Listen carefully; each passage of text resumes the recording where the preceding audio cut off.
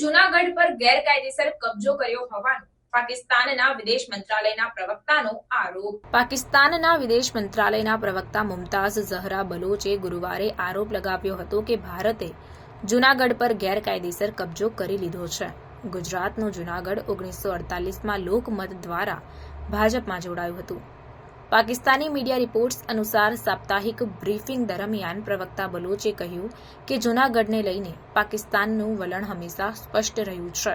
જૂનાગઢ ઐતિહાસિક અને કાયદાકીય રીતે પાકિસ્તાનનો ભાગ છે. તેના પર ભારતનો કબજો યુએન ચાર્ટર અને આંતરરાષ્ટ્રીય ધોરણોનું ઉલ્લંઘન છે.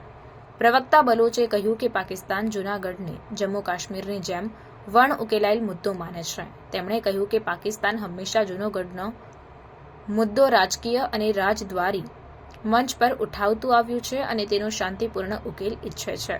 પાકિસ્તાને તેના નકશામાં જૂનાગઢ દર્શાવ્યું. આ પહેલીવાર નથી જ્યારે પાકિસ્તાને જૂનાગઢને પોતાનો ભાગ હોવાનો દાવો કર્યો હોય. ઓગસ્ટ 2020માં પણ જ્યારે પાકિસ્તાને નવો નકશો બહાર પાડ્યો ત્યારે જૂનાગઢને પાકિસ્તાનનો ભાગ ગણાવ્યો હતો.